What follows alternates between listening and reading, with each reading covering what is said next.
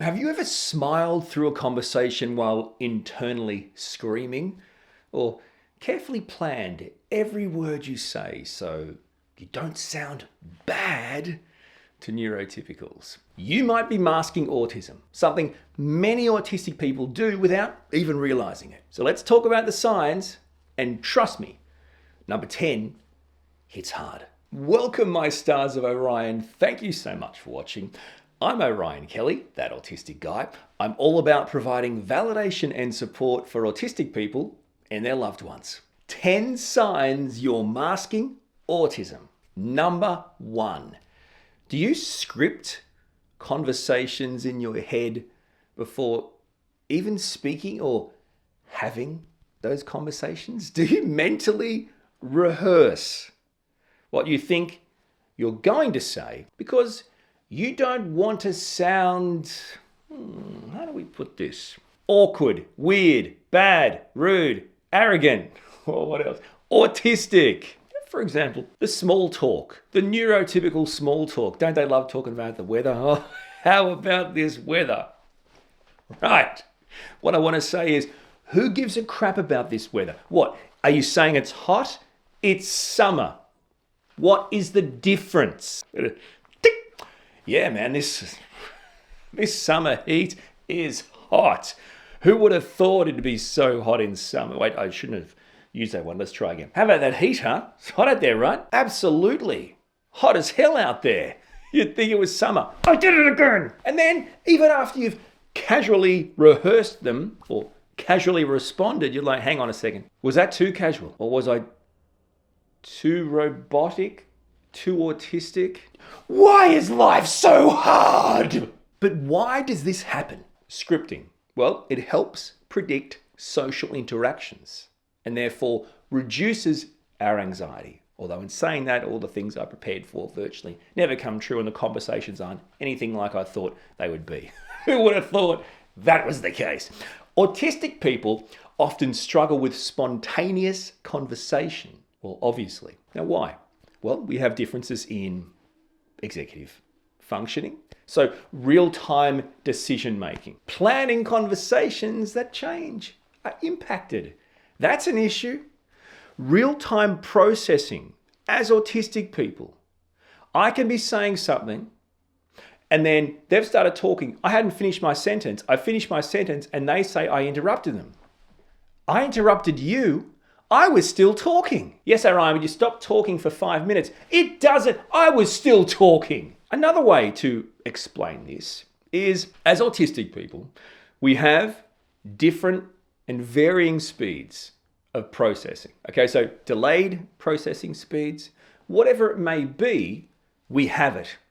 Now that's going to impact interpreting social cues. By the time we've got to the bottom of that, it's no longer relevant.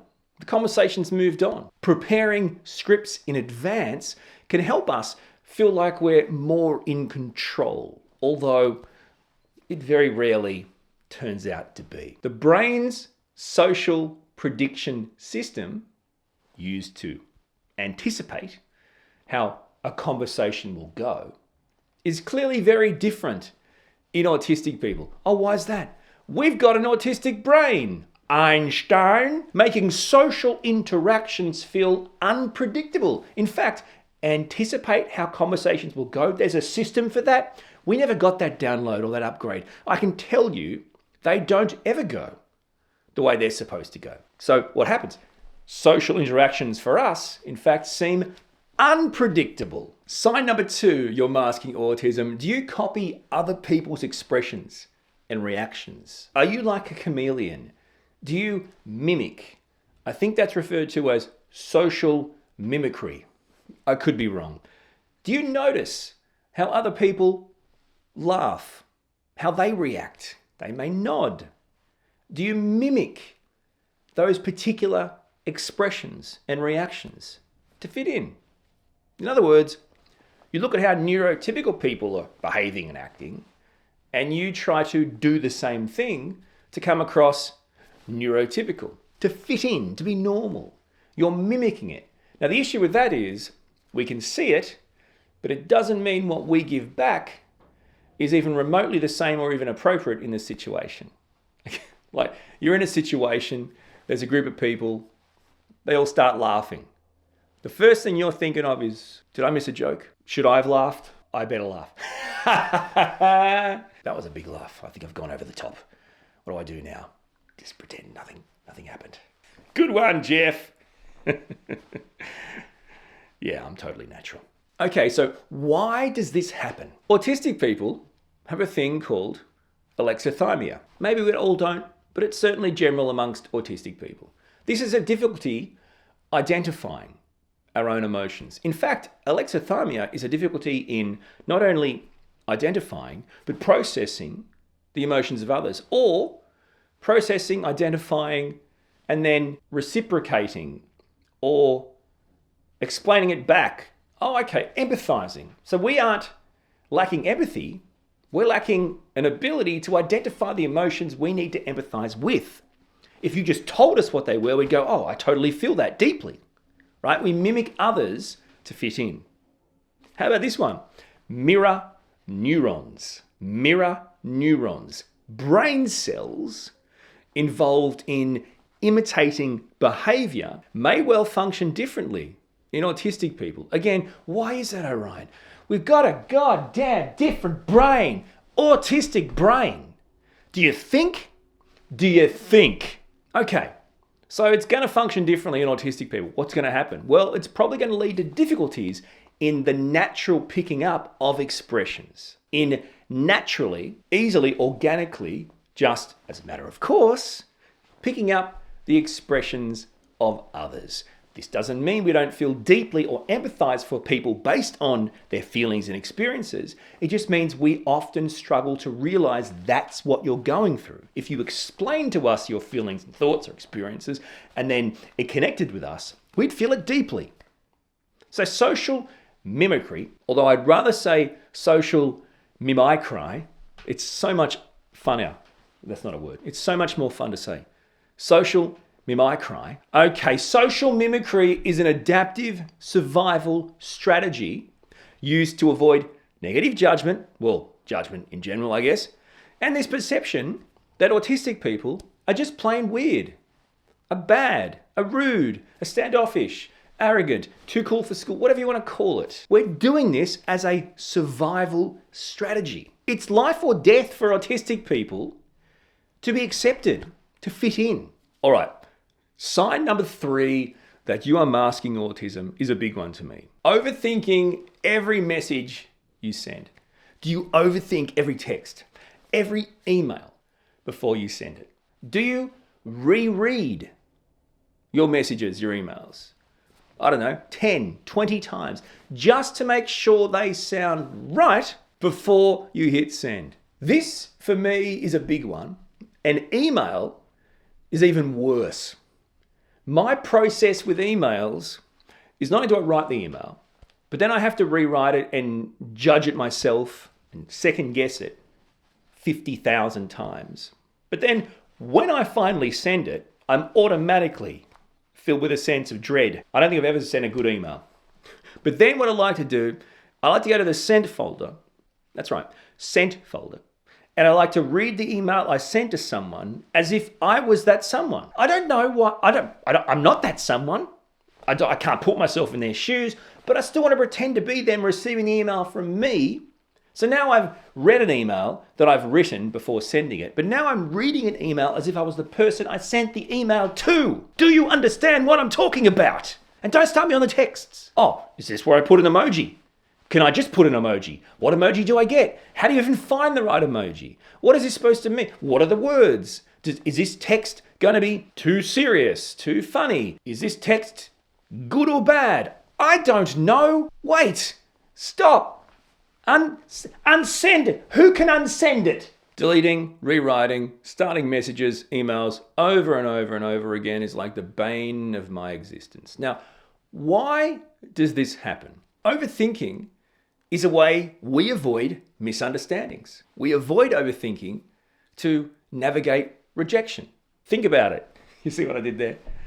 Because I'm doing my overthinking. Okay, so if you're overthinking In a way, you're ironing out anxiety. No, you're not, Orion. You're creating it. Okay, whatever. Doctor? What are you, Dr. Pepper? If you are, I want some. Overthinking is a way to help you avoid misunderstandings and rejection. In our minds, at least. Autistic people, we can often have very literal thinking minds.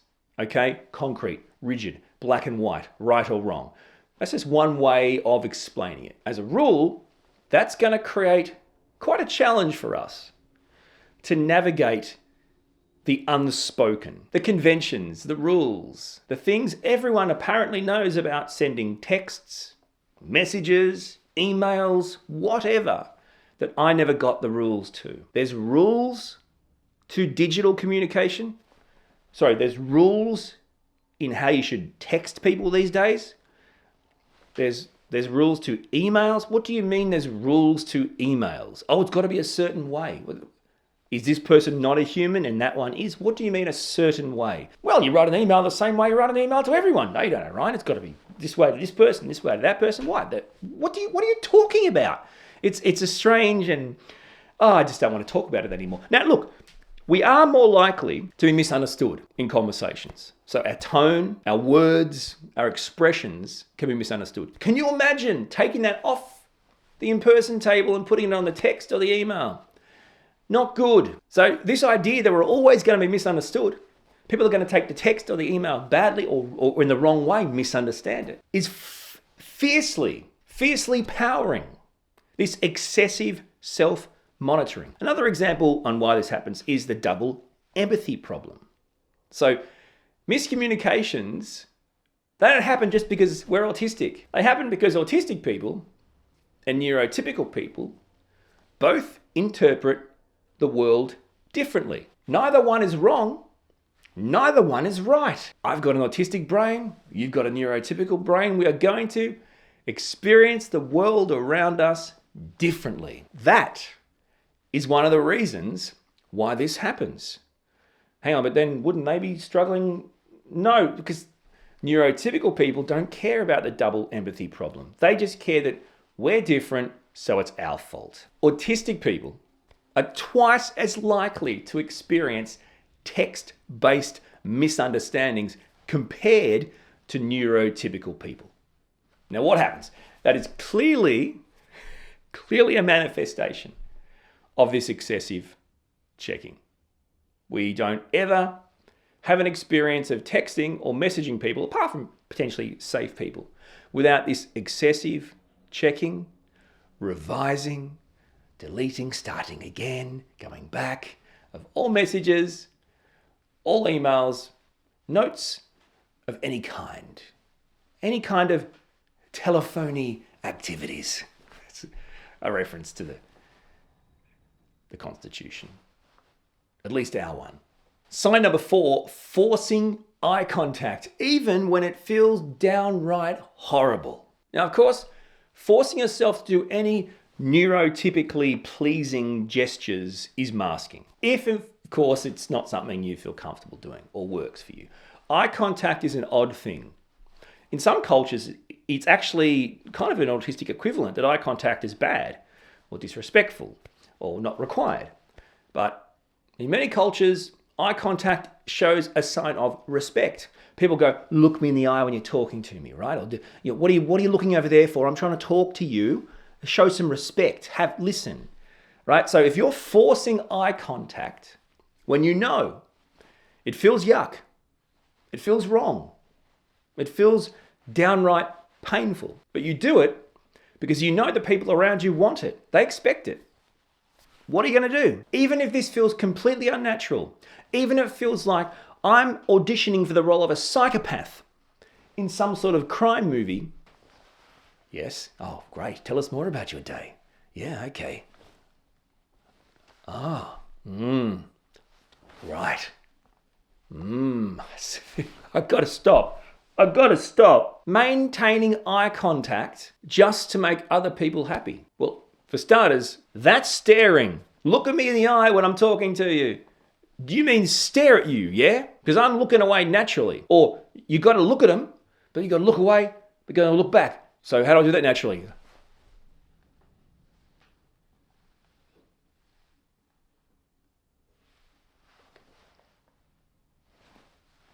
You see what I'm saying? My eyes hurt. What's wrong with you people? Why does this happen? The amygdala, the fear center of the brain, is overactive in autistic people. Frankly, the stress response is overactive in most autistic people, just as a matter of course, as a matter of waking up in the morning. But did you know, there's research to say that it's actually overactive in autistic people when they make eye contact. That's right, the amygdala is overactive in autistic people while making eye contact. Many learn to force eye contact to simply avoid being labelled rude. What's wrong with you? Disrespectful. Look me in the eye. Show me some respect. I'm talking to you here. Autistic people look away, by the way, to process what you're saying. You may need to look at them, but me looking away and listening to you intently is my way of respecting you, listening to you, processing it, having a meaningful conversation. So autistic people, we learn to force eye contact because we don't want to be rude. This is linked to camouflaging behaviors. So we use neurotypical reactions, even if they don't feel authentic to us, to be accepted, to fit in. Does that make sense? We're doing things that do not feel authentic or natural to us.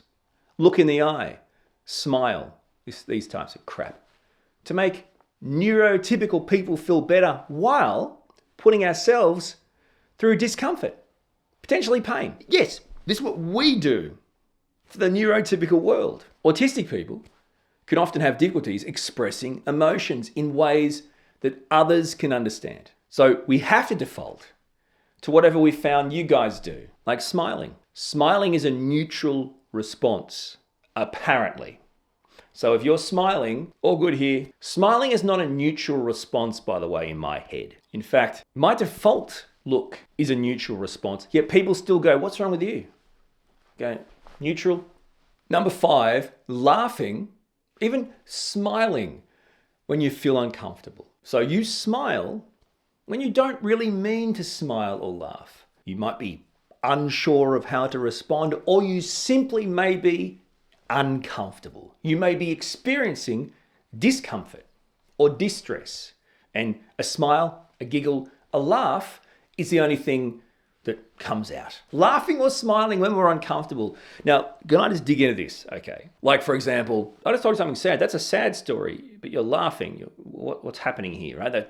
Okay. Oh, no. Sorry. I don't find it funny. I wasn't laughing. I just didn't.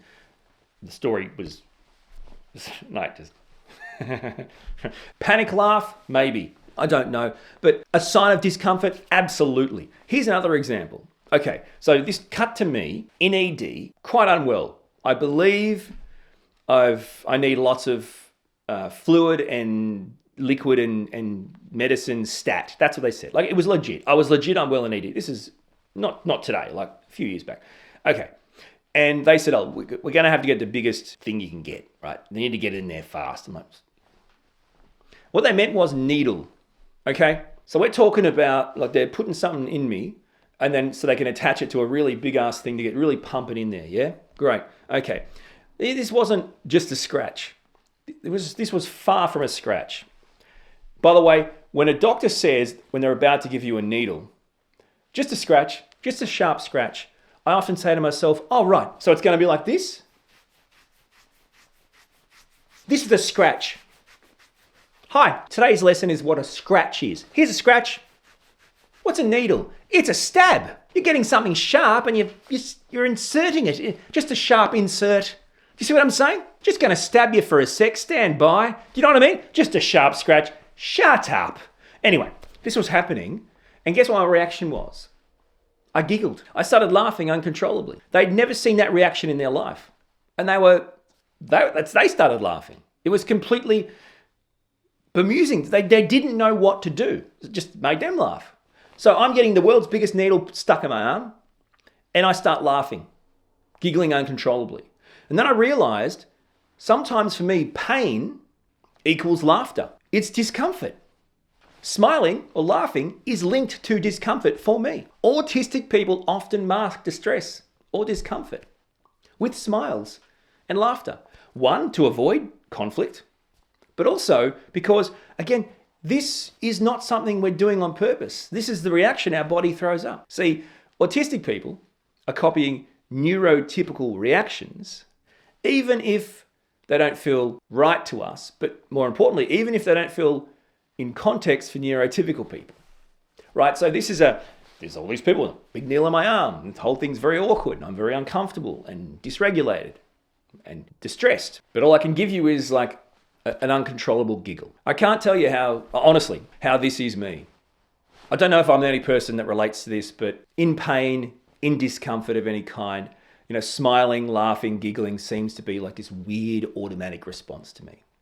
And because we can have difficulty expressing emotions in a way that neurotypical people understand it, I'm saying, we default to these types of natural or neutral neurotypical responses. Again, the idea that a laugh or a smile is a neutral response just blows my mind, but it is what it is. Because research on autistic camouflaging, which is masking, suppressing your true autistic self, found that many autistic people develop default facial expressions. Yeah, default facial expressions to avoid these types of social misunderstandings. Sign number 6, you're masking autism, is adjusting your voice to sound normal.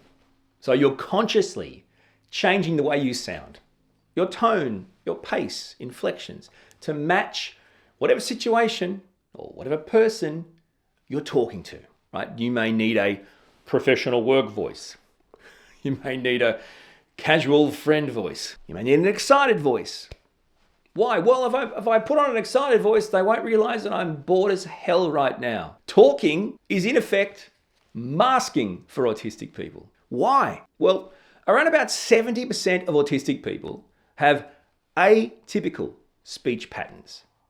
So autistic people can speak in so many different forms. Some as monotone, some overly formal, some unusually rhythmic. Now this can lead to really horrible things: bullying, social exclusion, unemployment, the end of relationships. What happens? Well, over time we learn pretty quickly we better modify our voice. We better add things. Fake enthusiasm or pace or more ups and downs. We have to match the expectations of neurotypical people. We also have differences in prosody. Is that right? The rhythm and melody of speech. Difficulties are common in autistic people. So it doesn't matter, we're all different.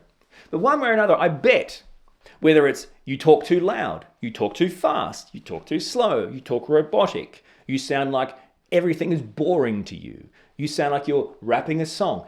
Whatever you've heard, I guarantee you've made changes despite that, to fix that. Number 7 is ignoring sensory discomfort. You're ignoring your sensory sensitivities to avoid being labeled dramatic or over the top or too much. So bright lights, no worries. Itchy clothes, not a problem. Loud noises, I'm all good. When really, it's like something's on fire. No, these lights are not fine. In fact, I've got a headache. No, this uniform is not good. This school uniform, this work uniform, horrible. I'm itching all over. I'm somehow stopping that wanting to itch just to be here. This is a common sign of masking. If you are masking autism, I guarantee one of the things you're masking is you have no sensory sensitivities. Sensory sensitivities, not here. Here, no sensory sensitivities. Of course though, sensory sensitivities are part of being an autistic person. So why does this happen? Well, for one, autistic people clearly have sensory sensitivities.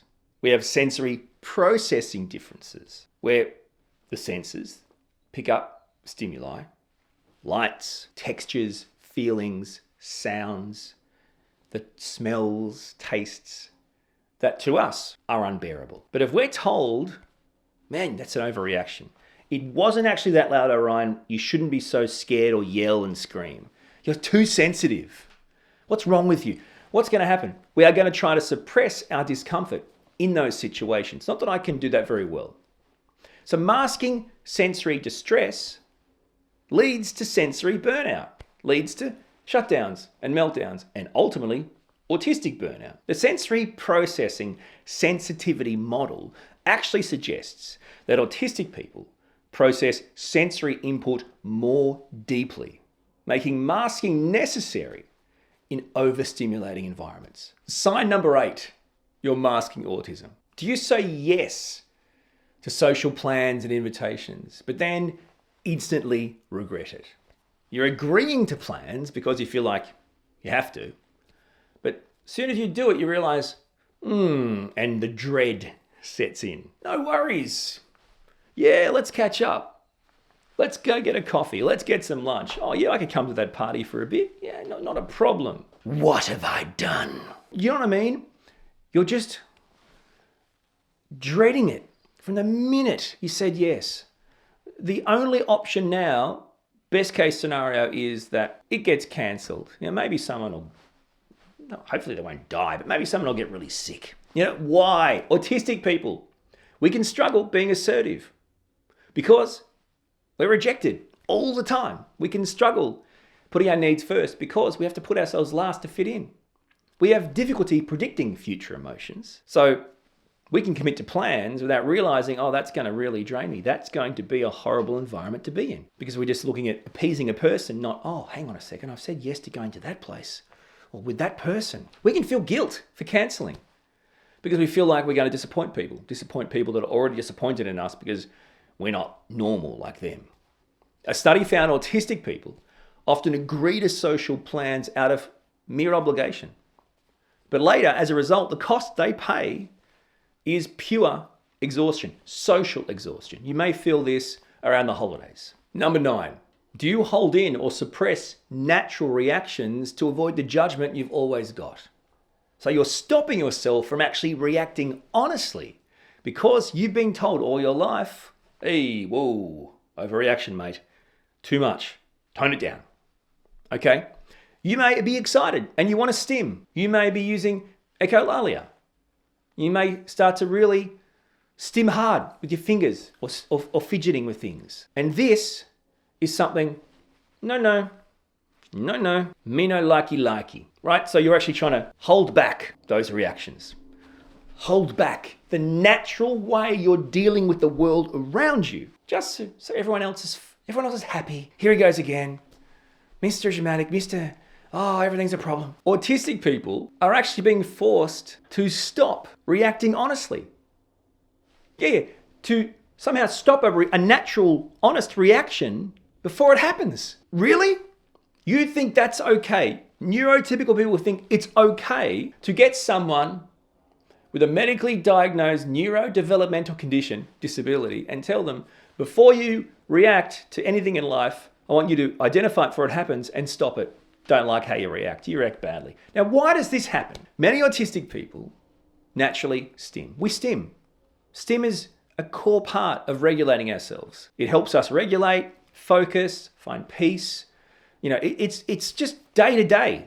It's a matter of course for autistic people. Except we're often told, can you stop that? I don't know what you're doing, but it looks weird. It's not good. I don't like it. It's too noisy. It's too weird. You just look odd. You look like a crazy person. Stop doing that. So we suppress it. Suppressing stimming will increase anxiety. It'll reduce our regulation and focus. It will create dysregulation. We will be in distress. Now, some studies have found autistic people who suppress stimming actually report higher stress levels and emotional exhaustion than those who don't suppress stimming. Now, I told you sign 10 will hit hard. So listen to this. Sign number 10, you're masking autism. Do you feel like you're playing a character instead of being yourself? Do you feel like you're playing a role on the set of a movie, except they never yell cut? Masking is in effect performing. Instead of just existing, instead of just being, you must perform, pretend, be someone else.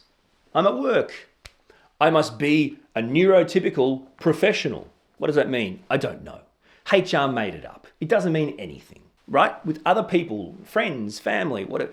I must be who they think I should be. This role of, well, number one, I'm not autistic because I don't like those kind of labels and words. I'm going to play this role. We're talking about autistic people, autistic kids, autistic adults, autistic people waking up and feeling forced to act, to play a character that everyone wants except them, and forcing this upon them until they die. Do you feel like, as a rule, you're playing a character? You aren't ever your natural, unique, normal self. You are actually playing a role. Number one, I'm really sorry to hear that. I know how you're feeling. But this is absolute core masking of autism. And the worst part about this is it results in, who is the real me? People can ask that, but forget about them. Think about you. Do you ever ask that? Who is me? Who is the real me? Who am I? I don't know who I am in being and who I am. Why does this happen? Well, many autistic people have to construct a persona because from virtual birth, we've been criticized for being too everything, too much, too awkward, too weird, too rude, too arrogant, too different. Now, this is going to lead to this chronic hatred of our own identity. We therefore basically have to adapt. Forget who we are, be who they need us to be. Now, unmasking later in life can be very liberating, but it can also be incredibly overwhelming. It's an identity crisis. Long-term masking has been linked to higher rates of autistic burnout, depression, and dissociation. These are all hardcore results of simply feeling like you must play a character for every day of your life until you die. So which of those signs really hit home for you? Let me know in the comments. And for even more, check out my playlist, Autistic Traits.